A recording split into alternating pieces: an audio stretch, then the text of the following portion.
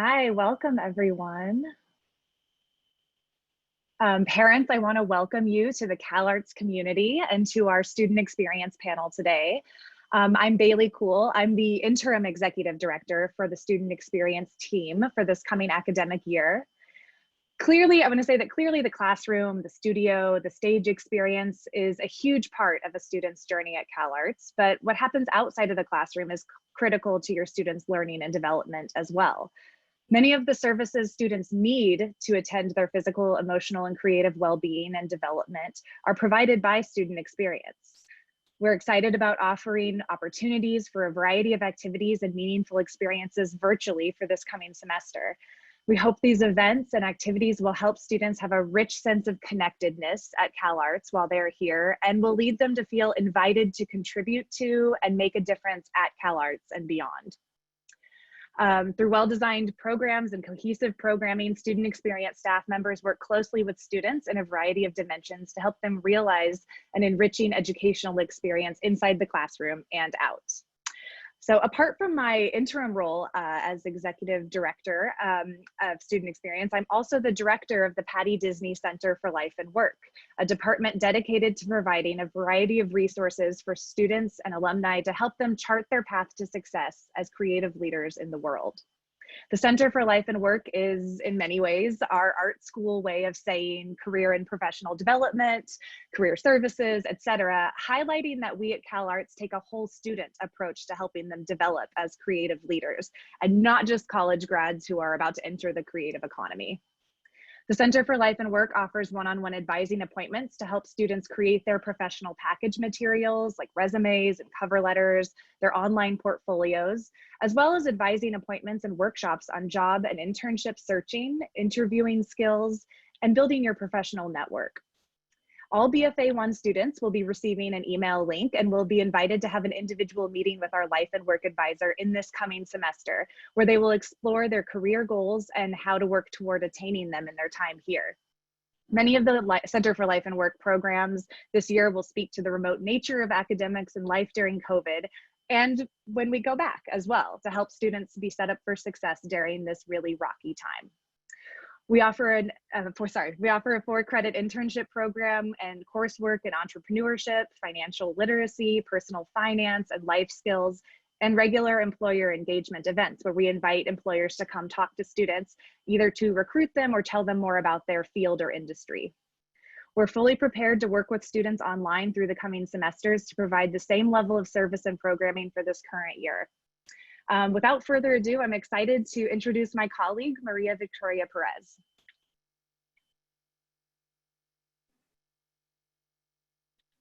Hello, everyone. My name is Maria Victoria Perez. I am the Director of Care and Wellbeing at CalArts, and I use she, her pronouns. I work with students with disabilities, students in crisis, and what we know to that to be an umbrella. So anything from I'm fighting with my best friend and my roommate, all the way to losses in the family and medical leaves and things like that. So we also work with students of concern, and we can talk a little bit about if you are concerned about your student, what steps that might look like. I also oversee the Student Health Center and our therapist on campus, our mental health therapist. I also manage our medical leaves and then also our emergency grants. Our office particularly likes to focus on if students aren't quite sure where to go, that we can help navigate the campus policies or get them to the right place to figure out what that is. Next, I'd like to introduce one of my colleagues, Kristin Acosta. Hello, everyone. My name is Kristen Acosta. I'm the coordinator of care and well-being, and my pronouns are she, her, hers. As part of the care and well-being team, I perform similar duties as Maria Victoria. I serve as a liaison for students who are seeking out reasonable accommodations for their courses and registering with the Disability Services Office. So students who are seeking out accommodation should schedule an appointment with me soon. I also meet with faculty to address any questions or concerns they have about accessibility, offer official letters of accommodation, and reasonable accommodations students are entitled to, as determined by our office. And next is my wonderful colleague, Jess Love. Hello, everyone. My name is Jess Love. I'm the Director of Campus Life. My pronouns are they, them, theirs. Campus Life includes two very active parts of our campus, the first being residence education, or also known as student housing. Outside of COVID, we're able to house 500 plus students on campus. Unfortunately, at this time, that's not a safe possibility, but we are working diligently to prepare those buildings, putting a lot of TLC into them right now, and we'll be excited to welcome you back as soon as we are able. However, our services don't stop there. If you are looking for help and assistance finding housing in and around Santa Clarita, the larger Los Angeles area, please feel free to reach out to me or our Residence Life staff at residencelife@calarts.edu. We'd be happy to walk you through our off-campus housing guide and also the ins and outs of a partnership that we've been able to create during this time with 2 local hotels. The other area of campus that we help oversee is student engagement, our campus activities. So this includes weekly and weekend activities such as virtual dinner parties, Jackbox game nights, speed meeting, all sorts of fun things that many students have already attended this week. I've gotten to meet many of them and look forward to continue to connect this year through those events as well. Also, student engagement includes our 20 plus campus clubs. If you're interested in connecting with a group of students on a personal interest or academic interest, please come be involved with our clubs. And if we don't have a club that you're into, I can definitely help you start one. So again, happy to have you all here. And now I am excited to introduce my colleague, Kim. Kim? Hello, my name is Kim McAlpine. I am the operations manager for student experience.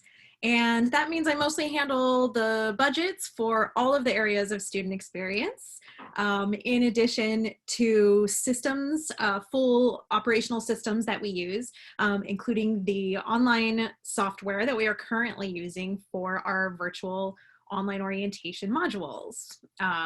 I also manage the student worker employees that we have through the student experience office. So I get to interact quite a bit with a lot of the students and see them come in and out. I'm also someone who can answer lots of questions through the student experience general mailbox. So we are the student experience team.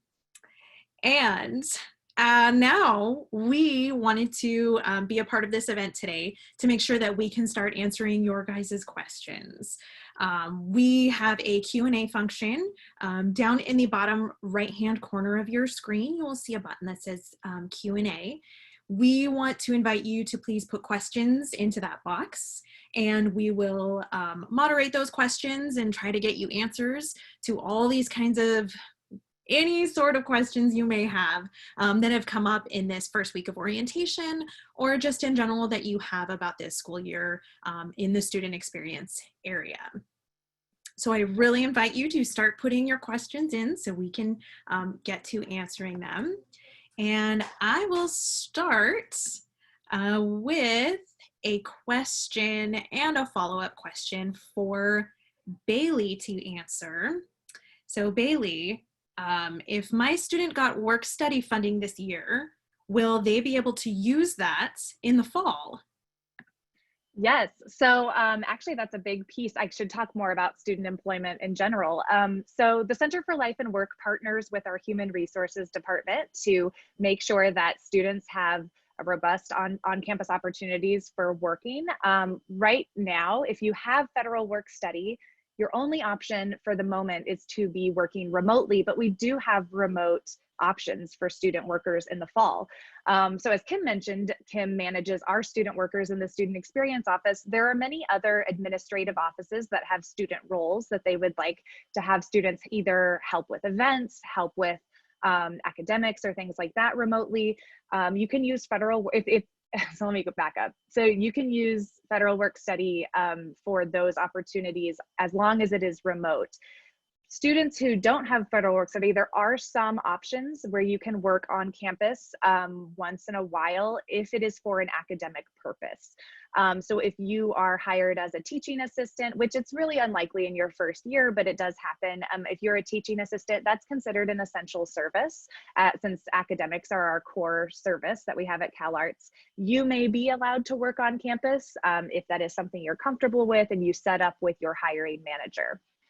In general, I want to say more about how students can find opportunities to work at CalArts.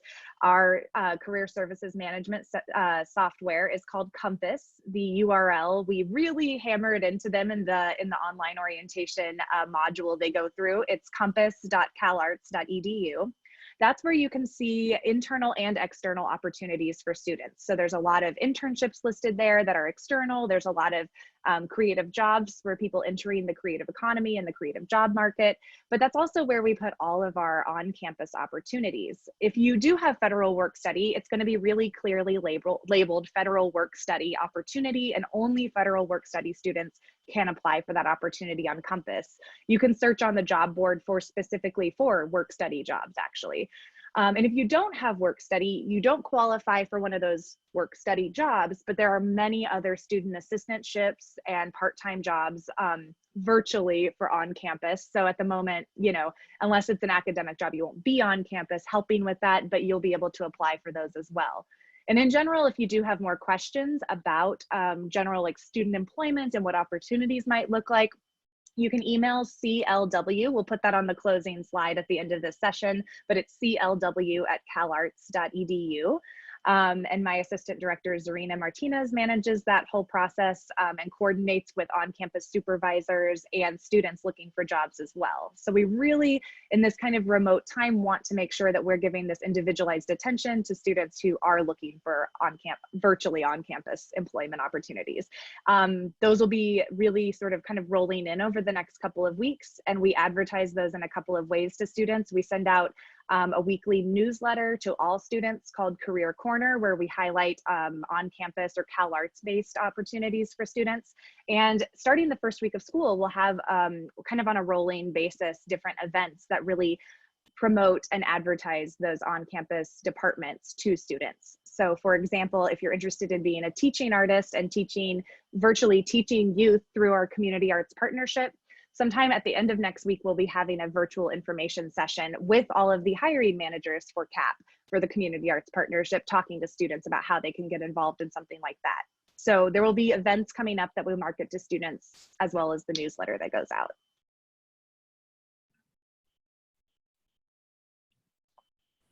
Fantastic. So pulling back to myself. And the next question that we have is actually for Maria Victoria. And Maria Victoria, how do students get medical and psych services this semester? Yes, that's a great question. So students will, if they want to see our doctors that are located on the campus, they come in a few days a week, they will be providing telehealth services. And so they can sign up for those appointments by calling our Student Health Services office, which that number is listed on our Student Health Services website. And by scheduling an appointment, the nurse will walk them through what the next steps are for those. That service is available to all students and at no cost. For the visit particularly. And then if students want to see a therapist on campus, our therapists are only 9 months. And so they actually start the first week of classes, the 14th. And if a student wants to sign up for counseling, there is a link and a whole module actually that we put about care and well-being in the students' online orientation platform that they're able to access that link. That link also will be updated on the counseling website this week. In order for students to go ahead and start making appointments. And so that as our therapists are adjusting back from their summer break, break that they're able to start scheduling those appointments with the students. In addition, we also have a 24-hour crisis counseling line that's just set up just for CalArts students. And that number is also listed on our website and throughout the students module as well for them to access. And I can also, if you're interested, can drop that, but again, it's just for the students, and the students are also the ones who have to be able to initiate that at CalArts. Wonderful, thank you so much. The next question is actually going to go to Kristen. If a student is getting accommodation letters from an individual therapist, do they reach out to you directly, or how do they reach out to schedule a meeting with the Disability Services office for accommodations? So for students who are looking to register with our office, we have a new streamlined process on our Disability Services page, which I'll go ahead and include in the chat here for anybody who's looking to request accommodations and sign up with us. Awesome. Perfect. So we'll see that link going through to the chat window if you want to see that and go through the link to be able to see that new process. All right, so this is a good question for Jess. Jess, how do you envision students being able to establish creative relationships outside of virtual environments? Or maybe even inside of virtual environments, as those are the main ones we have right now. Yeah, that's a great question. So right now, everything that we will be providing programmatically, be it through the clubs or through our office, will all be remote. However, I do know there are students who are here locally in Santa Clarita and the Southern California area who have, through different social media accounts, built up through the Institute, have been connecting and using proper protocol, have been getting together. I know a group of actors got together and went to, we have this really great farmers market here in Santa Clarita at College of the Canyons, which is right down the street from us. Of course, with masks and socially distanced, they did that. Due to, state and local expectations, protocol, procedure right now to keep us safe, we have to be distant. And so right now, unfortunately, we're not holding any person socially distanced events, but we are planning to have them as soon as it is shared that that is something that we can start going into. But for right now, due to the number of cases, it's just not safe for us to do that. However, I do know many students who are attending the orientation leader events are sharing social media handles or sharing their email addresses, getting connected. I also know many of the programs, as they're having their different meetings, things like that, students are reaching out to each other. Oh, I'm here. And even if they're not local, are from maybe the same area back on the East Coast or in the Midwest, and are making plans safely to get together. So again, right now, everything that we will be presenting through campus life, through student experience, will be virtual, and there's no expectation, to get together. But if you do feel comfortable and, are adhering to the guidelines that are out there, I know that students are creating different ways to get together through their art practice or just socially too. Fantastic. And just as a follow-up to that, Bailey, I do believe there are opportunities potentially through Compass to connect creatively with projects.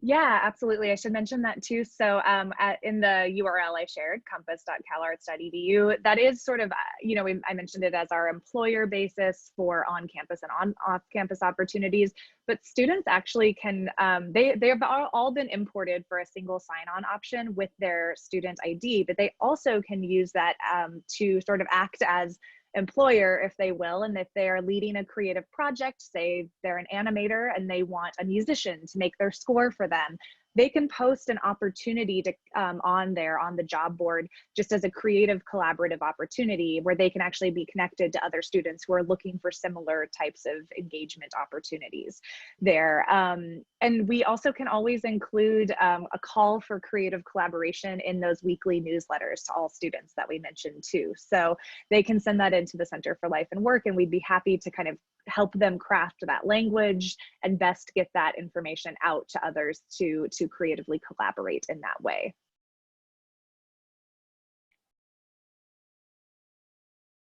All right, so this next question is actually not something we necessarily know the beginning answer to, but I think we can all speak a bit to what it's going to look like. The question is, how big is the first cohort of students deferring to a spring start? And what provision will be made for their induction? So I will start a little bit with talking about our online orientation module. That module will still be available in the spring for new students who start in the spring. So they will be receiving that module that is exactly the same that all the students starting in the fall got. There may be some updates to new information as new information around campus changes. But as far as that online module, we will also have students who are deferring to the spring go through that same module, at least for that portion. Bailey, would you like to speak to any other portions of a spring orientation? No, well, not specifically at this time, just that we will be giving them updated, but essentially the same information, and we'll treat their induction, if you will, into CalArts with the same importance that we do in the fall semester. I actually just don't know the answer to how many students have deferred for the semester. That kind of lives with our enrollment management office. But I do know that, you know, the same team of student experience leaders and staff, and we will have some version, if not the same, like orientation leaders to lead these social events for those coming in the spring. It may be a smaller and more contained version than what we've done this for 2 weeks this semester, but we will treat it with the same importance for those coming in later on. Fantastic. So this next question is for Kristen. Is there a deadline to request accommodations, or can it happen later in the semester if need be? Yeah, definitely. So for students who are looking to request accommodations, we usually recommend that students do it either 2 weeks before the semester begins or within the first 2 weeks after classes have begun, just because our accommodations aren't retroactive. So to answer your question, yes and no. You can request accommodations towards the end of the semester. However, it does take us about 7 days to kind of finalize everything and let your faculty members know that you have registered with us and provide you an official letter of accommodation for accommodations that you have been approved for. So we don't recommend doing it the last week before finals, but if you need to request accommodations mid-semester, that's definitely possible. Again, just know that the accommodations aren't retroactive, so we can't go back in time and apply those accommodations. Perfect. So this next question is for Maria Victoria. Can students access healthcare and counseling services through campus, even if they have independent health insurance? Yes, absolutely. So our services are for students, any student that carries any type of insurance. There might be some perks that lean towards the students who do hold our specific student health insurance plan. But as far as seeing our therapists and seeing the doctors on campus, that is the same across the board for both students who have our insurance or independent outside of the school. Awesome. And as a follow-up, can you just speak a little bit more exactly on the process for signing up for the therapy appointments? Sure. So as I mentioned earlier, the students will be able to navigate on the website this week that's still being updated to fill out one of our intake forms. And through that process, for counseling particularly, the intake form will be assigned to a therapist, and the therapist will make direct contact with the student to either set up via a phone call or Zoom, HIPAA compliant platform, and that choice is up to the student. Those appointments are free to the students, and we offer 12 sessions a year. The students and the therapist can decide whatever that looks like for them. We have students come in who just need a monthly check-in. We need some students who like weekly, and some who do every other week and some version of that. So that there's some flexibility on how that works between the therapist and the student. And as far as student health services, again, the student can call making an appointment to meet with one of our doctors, also via Zoom, HIPAA compliant platform, by calling the student health services office number. That's also found on our student health services website. I did drop, if you are in the Zoom, I did drop the 24-hour line for students to be able to call. They can call this from anywhere in the United States at any time, including weekends and holidays and nights, especially.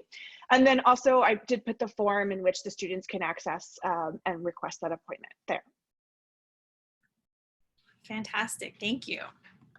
So this next question will be for Jess.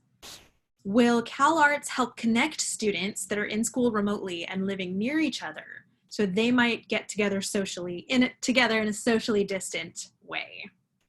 Yes, so right now that's all happening organically through our orientation live sessions. And so I would recommend, if your student hasn't looked at that schedule, to go to our orientation site on the main page, CalArts page. I'll put up the link as well, and look at those events and just start meeting people. So yes, it's been happening organically, but more structure wise, as the school year starts, out of campus life, some of the programming that will be taking place is just roundtable discussions based on where you live, to connect people who are close to each other, and then also just to connect people who are in programs together. So throughout this time, the orientation events are open to new and returning students. So we've seen some really great connections just happen on their own that way, but this will be much more structured. So when school starts, we'll have several times where you can come and be a part of the Midwest group and get and chat. And if you're close to each other, maybe finding a way to get together in person, but then also with each program too. So if you haven't met too many third or fourth years and you want to do that, or more first year students, second year students like yourself, please attend those. And then outside of that time, if you're just looking to connect and you're not quite sure where to start, I know this can be very overwhelming. Please, I'll put my information in the chat. You can reach out to me personally. Also through Residence Life, that's a great way to get a hold of me as well, and just start to talk about what you like personally and professionally, and how we can connect you to something outside of the classroom to get you acclimated. Awesome. Actually, Kim, sorry to interrupt. I wanted to jump on that as well. I shared this, Jess shared this with me earlier in the last week, and I shared it with some parents. I'll put this in the chat, but it's not curated by Student Experience. I want to say that now, but there is a Facebook group for incoming 2020 BFA applicants. I'll put that information in the chat. It's not curated through CalArts, like we aren't monitoring that. I just want to be clear on that, but it is a good way to meet other people who may have just moved to Santa Clarita, who may be in the Valencia area or in somewhere in Los Angeles. And that's a good way too for students to proactively find people who may be their somewhat neighbors. Perfect. Thank you for interjecting in there. That's good. Sorry. All right. I do have a question here that is about the library. Specifically, will the library be open, at least by appointment, to return or check out material and books? So we don't handle the library in our area. However, they do have there will be their operating procedures right now available on the library website. So I do suggest you go check that out to see what services they will have available at what point during this year. I do believe there may be some ability to do pick up drop off, and that would be by appointment. So after that, this next question would be for Maria Victoria. My student still needs to get a TB test. Does the student health office offer the test? So our Student Health Services office is not set up to do TB tests, TB reads. However, our nurse is willing to direct the student to local agencies in the area that do provide this service. They can call the Student Health Services number at 661-253-7830, and I'll drop that also in the chat to inquire about those places that do provide those services in the Los Angeles community. Fantastic. So I want to encourage you guys, if you still, I do see the questions are slowing down. So wanted to see and encourage you to still reach out with questions. Any questions you have, we will definitely do our best to answer. That's what we do every day. Even if it's not our area, we will do our best to point you where you can find that information. So do encourage you to still be putting questions in there. The next question I have for Bailey, about how many on-campus jobs will be available this year? Yeah, so, and again, we're speaking like in quotes, like on-campus jobs and everything, but for student employment, you know, it's hard to say in terms of number. I know that many of our, like, certainly the number of teaching assistantships, so to work with a faculty member to curate a class, that will look pretty similar to other years. Most, or I shouldn't say most, many CalArts classes have teaching assistantships. I know that the Community Arts Partnership teaching artist positions, there will be just as many as there always have been. So if students are interested in teaching their art form to youth, that's something to check out as well. I think where we'll see the dip in terms of number of student jobs might be more on the administrative side, working with a staff's department. But in terms of that, there certainly will be a lot of opportunities for students to engage through federal work study and student employment, and we won't see a huge dip in opportunities for those type of jobs. In terms of numbers, it's you know, they're rolling in. We've kind of had an interesting summer at the Institute, of course. Everyone has, where we're trying to figure out sort of finalizing budgets, and some of that is based on enrollment numbers. And so it takes a little longer than normal for departments and faculty and different individual members who normally hire students to be fully prepared to put those opportunities and the job description and the pay rate and everything on Compass right away. I think that in normal years, we would see this week leading into the first week of school, we would have more opportunities listed. But if you don't see as many opportunities as you assumed you would at this point, just know that those will be coming in throughout September, that they will be being updated constantly, and that in many realms, like I mentioned in those two teaching realms, and then in terms of in some of the administrative side too, there will be enough opportunities for people who are seeking them. We also can help people find sort of internships or ways to use their federal work study potentially off campus in some engagement opportunities. My team is looking into partnering with sort of the financial aid office, but then also partnering with off-campus organizations that might have virtual opportunities for work study students as well. So we're expanding the number of options in that area and then seeing the others come in on a rolling basis. Fantastic. So I have a couple of questions that will be going back to Maria Victoria. And again, they are relating to student health services. The first one being related to the TB question, will the school provide flu shots? And in addition, what is the discussions around CalArts providing COVID testing for students? Yes, both of these very great questions. So unfortunately, we did have a plan to do a flu clinic on campus, but we are not allowed to have people on campus. So we are highly encouraging students, faculty, and staff to get their flu shot. As we know, the Los Angeles County Department of Public Health and the CDC really encourage that for all folks to kind of mitigate the difference between the two. But we can also, if a student struggling and really needs to find help around this area, both on our student health insurance plan or on their own plan to find a flu shot clinic, we're happy to help them navigate that process. And also in regards to providing COVID testing. So again, we're not quite allowed to have students on campus. We've gone through a series of COVID testing plans. And if you've been watching any of the news in California, also and nationwide with some of the health insurance companies, and if you were on Tracy and Ravi's meeting this morning, you would know that it's quite difficult. So we know and have pinpointed places in direct, immediate locations around CalArts that can provide COVID testing. But right now, particularly insurance companies are not providing testing for folks who do not have symptoms of COVID or have been in direct contact with those folks. But we still can point students, if they do want a COVID test without those two criteria, as where they can go for sure. And we keep updating that plan as things start to move forward and things like that throughout the semester. Fantastic. That's actually a great segue. I would love to kind of go a little bit into what things in our area may change when students are allowed on campus.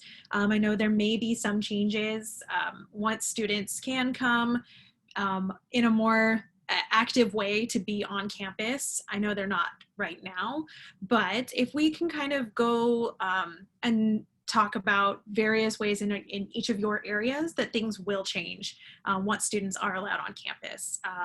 And Jess, if we could actually start with you. Sure. So, I mean, the first and most evident one would be that we would have students in the residence halls. And so we've gotten lots of questions regarding what will that look like? How do I apply? What's the process? And so similarly, kind of to what Maria Victoria was saying about how we're overseeing this crisis and how we're moving forward. So it won't be just one day all of a sudden it's like, oh, we can be in the residence halls. It will be this gradual move to do that. And so as we see cases declining, as we're getting positive response from local and state officials, we'll be gearing up to be able to bring you all back onto campus, which we're excited to be able to share. It's all the whole new online process. And so many of you, we had over 500 people apply this year and use it. We just weren't able to fully use it because of COVID. So essentially, the way in which we're looking to use that is if you've already filled out an application, there's no need to do it again. But if you haven't, though, you will have a period of time where you can apply. And then our housing is done based on a lottery system. And so from there, you would be chosen, and then more information would come from there. And then as far as on student engagement side or activities, we are planning as we start to move towards being able to come back to campus, having those socially distanced on-campus events. You know, if that be that yoga or frolfing or outdoor dance parties, all those things are ready. So once we start moving in that direction, we can start to host them. But I would say those would be the biggest changes. And then of course, you know, the students that we employ, they'll be able to also be back on campus and not remote. Thank you. Bailey, can you continue? Yeah, definitely. I'm going to speak directly to less about student experience as a whole, but more about the Center for Life and Work. One of the biggest differences is that when we are in person and allowed on campus, we like to hold different workshops and events in person and invite guests and professional development leaders and employers to campus. We can't do that this coming year, and it's really unlikely that there's going to be a really effective way throughout this academic year to do, say, a career fair in person. You know, career fairs involve hundreds of people and employers and external people and our students touching the same things and exchanging papers and business cards. And we have thought about ways to do that either through the virtual, Compass's virtual career fair module, and also in ways that we actually are just going to be inviting those employers to come to larger student portfolio exhibition type of events. So we have something called CalArts Expo that happens in the spring. Luckily, we were able to pivot that to completely online last spring, right around the graduation time. It's an opportunity for students to showcase really interesting, innovative work that they're doing in any métier. And what we're excited to do this year is actually kind of flip that career fair model on its head and invite employers and partners, recruiters to those events where it's already showcasing CalArts student work. So we'll be partnering with the program directors in the academic side and the deans to really think about, if you don't in your métier have a way to showcase your work already at the end of a semester, whether you're a graduating student or not, how do we curate that type of event and then get employers to come see them there? That's the biggest difference in terms of sort of our on-campus presence and what that looks like. Of course, we normally do advising appointments in person if possible. I've actually found that it works better in some ways to do these one-on-one advising appointments on Zoom or virtually anyway, because you can edit live and share documents. It actually, it's led to almost more of that time being used more effectively for our life and work advisor and for myself when I advise students as well. So those are some changes. I think when we are able to come back at some point, we will want to re-engage with having in-person workshops, possibly, you know, socially distanced advising appointments, if that is what works better for your student. Though we are very fortunate that for the most part in the Center for Life and Work, we can pretty seamlessly just do a virtual model of what we had been doing before. And actually we can offer more workshops and more, it's a little easier to get panelists to come and talk to students when they can still do that from their home. So we've seen a big uptick in terms of student attendance and panelists being available for that. Awesome. Maria Victoria, can you talk about your area and how things will change when students are allowed on campus? Sure. So I will say probably for this academic year, just due to the nature of the space that we do occupy, they're very small rooms, very small offices, and seeing that most of our appointments that we do through, whether it's counseling or the Disability Services office, will be probably still held online because it's hard to provide counseling in a session where we may be able to get them so far apart, but having to also communicate in a way with wearing a face mask is not exactly going to be helpful to the students nor to our therapists and the way they would like to provide our services. Our offices are just too small to be able to handle and navigate that without the fear of a spread of infection and things like that. But the Student Health Services office will start to open up some more of the appointments that will be done virtually on telehealth. They'll start accepting more students to come into the space as we're able to, so that students can get through that process without having to do the telehealth stuff as well. Great. Kristen, are there changes you see to your area once students are allowed back on campus? Just to piggyback on what Maria Victoria mentioned previously, that the space and due to the nature of where we are housed doesn't really allow for that contact to be very great with the face masks and going back and forth. So we will still remain virtually as well for our accommodation appointments and any other concerns that we need to address. Great, thank you guys for going over those. I think that's that was all very, very helpful. Jess, this next question is for you. Have students begun occupying the hotel rooms? If so, how is it going? And when will there be room for students in January? Yes, thank you for that question. And yes, students have started to move into that space. Yeah, it's going well. We were able to, it was my hope to be able to share that information and that partnership much sooner. And so, you know, there aren't as large in numbers as we thought, like hundreds of students, due to the fact, you know, students decided to live other places in and around Santa Clarita in the greater Los Angeles area, or not come to Southern California at this time due to the high number of cases. But yeah, the students who have chosen to do that are in that space, and there are contract terms from January 1st to May 15th. And so if you're thinking of transitioning during that time, there's still opportunity there to you know, be housed in that location. So again, if you do have any questions regarding that, more specifics, please reach out to Residence Life at calarts.edu. Be happy to share more information about that. Thank you. Maria Victoria, I think you will be absolutely the best one to answer this next question. Prior to coming on campus, when students are allowed, will students need to have a COVID test and supply the results prior to being on campus? And if so, how long is a test, are those test results valid for?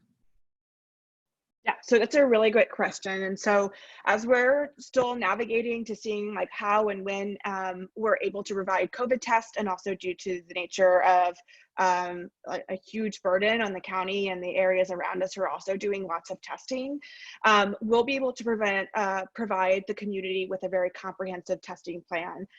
We're not quite sure which route we're going to go in yet, as things are still rapidly changing. I mentioned that every time we put a plan together, some piece changes, and then we'll have to re-navigate. So as we're able to come to campus, we will communicate with students what that looks like, particularly as we know, testing essentially tells you don't have it at the moment in which they swabbed your nasal cavity, right? Like your nasal cavity.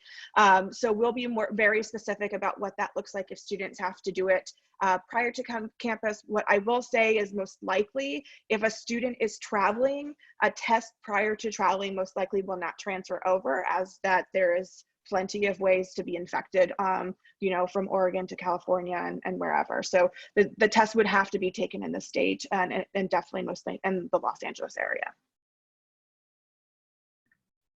Fantastic. I do want to let everyone know we have about 13 minutes left. So please, if you have last minute questions, go ahead and start getting them in there so we can get all these questions answered for you guys.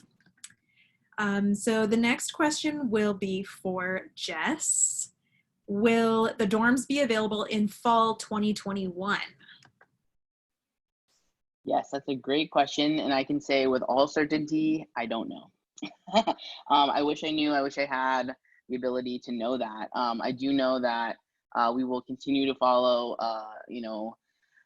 state and county guidelines, as we've seen from other institutions who made the decision to move people into their residence halls. They are very quickly now finding out they need to move them out.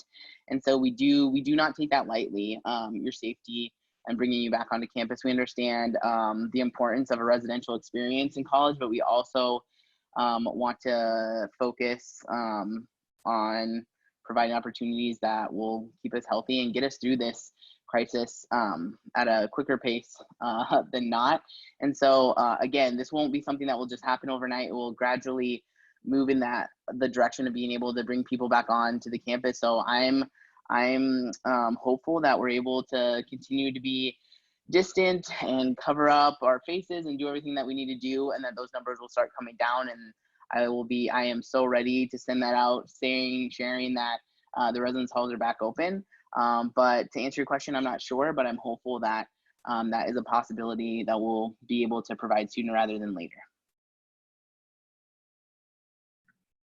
Fantastic, thank you. This next question is also a question that's not necessarily in our area, but we can speak to it a bit.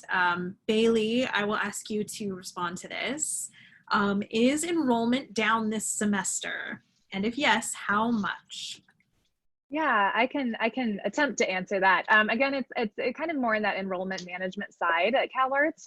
So to be transparent, like, yes, the enrollment is overall down. However, we won't know those numbers and really percentages and everything until we get through that first week of school and through that add drop date, and we actually are kind of in this semester with students and seeing who is actually, you know, who we're retaining in the classes. We have drawn out over the summer with our CFO and our administration several scenarios of, you know, what this looks like, and we, I think at this point, are happy with the enrollment that we do have, but we don't know percentages at this time. Thank you. I do have another question for Jess. Once the dorms are able to be reopened, will they need to reapply for that, or will their previous applications still be valid? Yes, thank you for this question. So yeah, you will, if you've already applied, if you applied to be in the residence halls for this semester, you will not need to reapply unless you like to do that for whatever reason. But again, as we start to see numbers go down, as we start to, you know, move into, you know, being able to open the residence halls back up, we will contact you and say, hey, you filled this out. Are you still interested? If you are interested, are you still happy with all of your answers? And then go from there. And so, yeah, even though our housing is based on a lottery system, just want to clarify, we do give priority to first year students.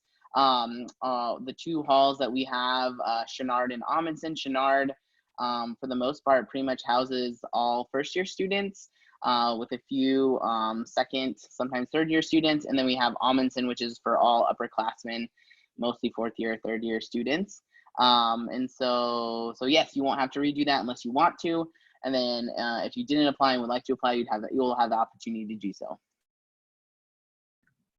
Thank you for that. There is a question here that I'm going to go ahead and answer. So I do have a parent asking, is there an org chart available for parents so we might contact you all?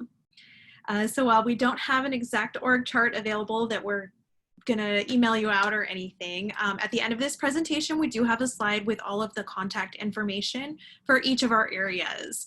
And so I highly recommend you can go ahead and screenshot that, or just file that away somewhere so that you have all those email addresses available. Again, right now, email is the best way to get in contact with all of us. You know, due to changing situations of where we're working from, anything like that, email will always get to us. So definitely take a screenshot of that at the end so that you can keep those handy. So we have 8 minutes left. I'm going to give some time to see. Let's see. I do have a couple more questions. Jess, is there any chance that the dorms would be open in January 21?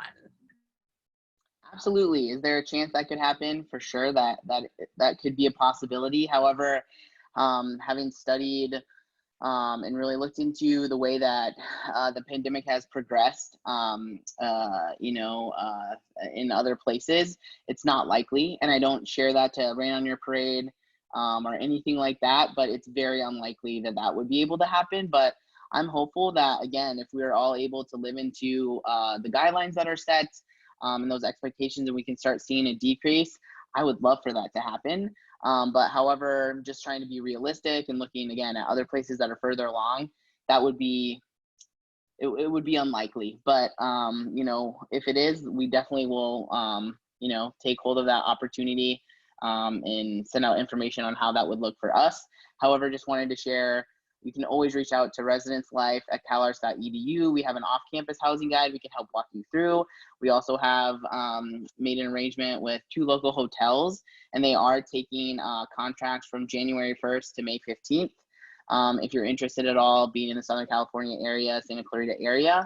But again, at this time, until further notice, we're not able to have people on campus communally. And again, when we've seen, even though that might be our heart's desire to really not, it actually pushes us further back in being able to get there, as we've seen from other institutions. So right now it's a no, but as soon as we're moving in that direction, you all will be the first people to know what that's going to look like as far as bringing you back on to living on campus.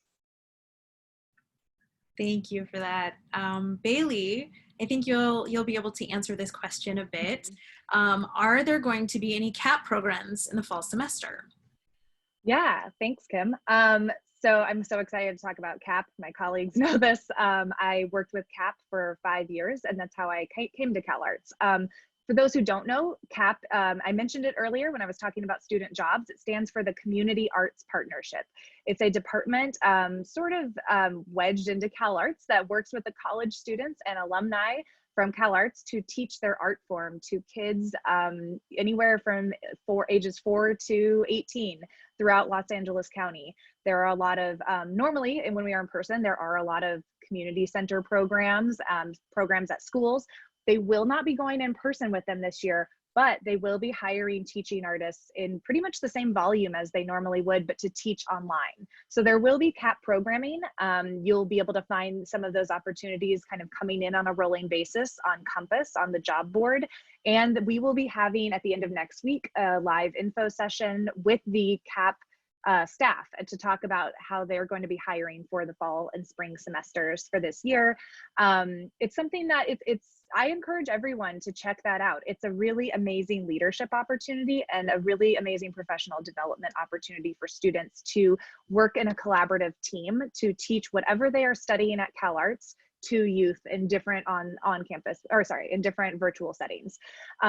So I highly recommend that, encourage your students, parents to look out for those opportunities, and there will be virtual CAP classes this fall that they can help teach in.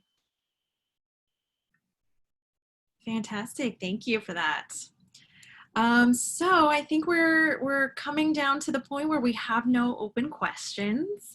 Does anyone have any last remarks they'd like to make, or just kind of summing up? I see Jess does, so why don't we start with Jess? Yeah, I just wanted to share as the professional staff person who's gotten to help our orientation leaders really welcome in your students. Also, as someone who I've worked in student affairs for over 10 years, and I primarily worked in crisis, and this is definitely the biggest, longest crisis I've ever worked through. And so having the opportunity to work with students through some of the lowest points of their lives, I just want you all to know that there's not to sugarcoat something that's been awful, but we know as educators that grit and resiliency is created during these times. And so as much as your students going through, we want them to know that they have a loving, caring team of folks here in student experience, but throughout the campus to help them through this. And it's okay to not be okay. It's okay to struggle and need help, and we are there to help. And so throughout all this time, and again, not to sugarcoat something that's really terrible, we also know as educators some really amazing skills are built during this time, and your students have a front row seat. Where our third and fourth year students might be really sharpening those skills, your first year students are already getting the amazing opportunity to start building those resiliency skills, grit skills that you all know they'll need throughout their life. So again, just one more shout out. You're never bothering me. You're never bothering any of us. Please reach out with any questions, concerns. Always happy to help. Thank you so much. Maria Victoria? That's a perfect segue into the closing remarks of today.